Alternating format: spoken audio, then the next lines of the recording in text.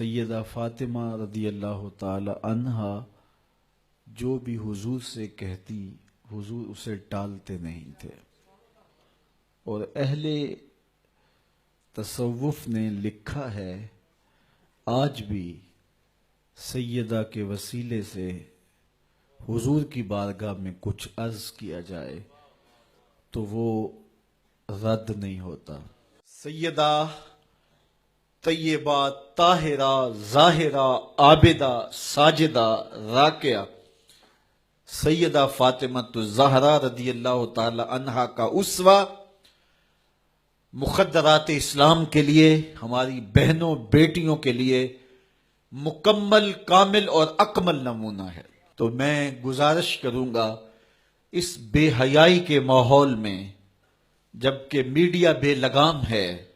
Social media قیامت ڈھا رہا ہے، آنکھوں سے حیا اڑ گئی ہے، سوچوں میں آوارگی آ گئی ہے، لباس سمٹ سمٹ کے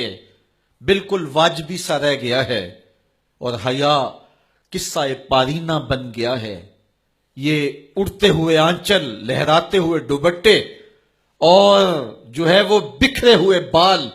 یہ حیا کے جنازے سڑکوں کے اوپر گھومتے ہوئے، اور بازاروں میں صنفی آزادی اور جنسی بے رہروی اور جو کچھ ہم دیکھ رہے ہیں، تو آج ہم سیدہ فاطمہ الزہرا کے کردار کو خضر راہ بنائیں۔ جب لبوں پہ قرآن کے نغمے ہو اور آٹا پیسا جا رہا ہو، تو پھر وہ گندم اور وہ آٹا جب بچے کھائیں گے تو پھر حسین ابن علی کے کردار ہی پیدا ہوں گے۔ لیکن تھرکتی تصویریں اور نیم برہنہ شکلیں اور کانوں میں جو ہے وہ میوزک کی آوازیں، اور ماں اس ماحول میں بچے کو دودھ پلا رہی ہو، تو بچہ حسین ابن علی کا جان نشین تو نہیں بنے گا۔ کوئی اداکار تو بن سکتا ہے، کوئی گلوکار تو بن سکتا ہے، لیکن حسین ابن علی کا جان نشین نہیں بنے گا۔ تو ماؤں کو کامل اکمل نمونہ سیدہ فاطمہ الزہرا کا اختیار کرنا چاہیے، اس نمونے کو لے کے اپنی زندگی میں اتارنا چاہیے۔ آج ہم دلیلیں دیتے ہیں، میڈیا سے دلیلیں سنتے ہیں، اسلام تنگ نہیں ہے، تم نے اسلام کے دائرے کو تنگ کر دیا ہے۔ میں ایک ہی بات کہا کرتا ہوں، یہ دلیلیں دینے والے سوچیں کہ رسول خدا کی بیٹی کے پردے کا عالم کیا تھا۔ بس ہمارے لیے وہ نمونہ ہے، وہ کامل اور اکمل نمونہ ہے، اور ہم نے اپنی زندگی اس نمونے کے مطابق گزارنی ہے۔ پھر سیدہ پاک سلام اللہ علیہا کے پردے کا عالم یہ ہے، اہل سیر نے لکھا ہے کل قیامت کے دن جب میدان حشر میں سیدہ تشریف لائیں گی تو 70,000 حوروں کے جلووں میں ہوں گی، اور جب گزرے گی تو آواز آئے گی، اے حشر کے میدان میں جمع ہونے والے لوگوں، اپنی نظریں نیچی کر لو، محمد کی صاحبزادی گزر رہی ہے۔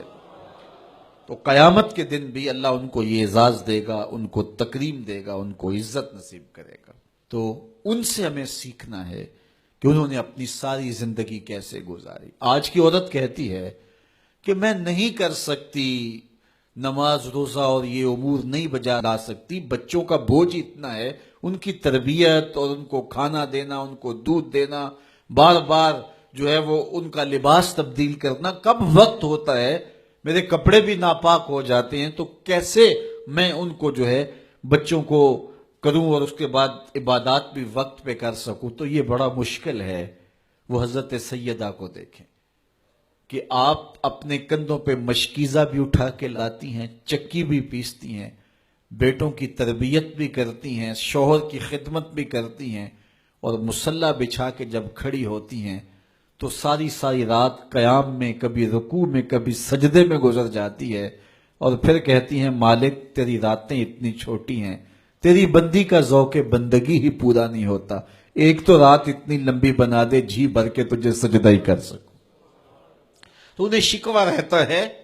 کہ راتیں اتنی چھوٹی ہیں اور میرا ذوق بندگی ہی پورا نہیں ہوتا۔ سارا دن روزے سے گزرتا ہے، رات قیام میں، رکوع اور سجود میں گزرتی ہے، اور بیٹوں کی تربیت کی تو وہ کائنات نے ایسی تربیت کا جوہر نہیں دیکھا ہے جو سیدہ فاطمہ کے گھر میں پلنے والے بچوں میں تربیت کا رنگ نظر آیا، کہ انہوں نے اپنا خون دے دیا لیکن دین کی آن پہ آنچ نہیں آنے دی۔ تو ان کی زندگی ہمارے لیے، ہماری مقدرات اسلام کے لیے، بہنوں بیٹی اور ماؤں کے لیے کامل اکمل نمونہ ہے۔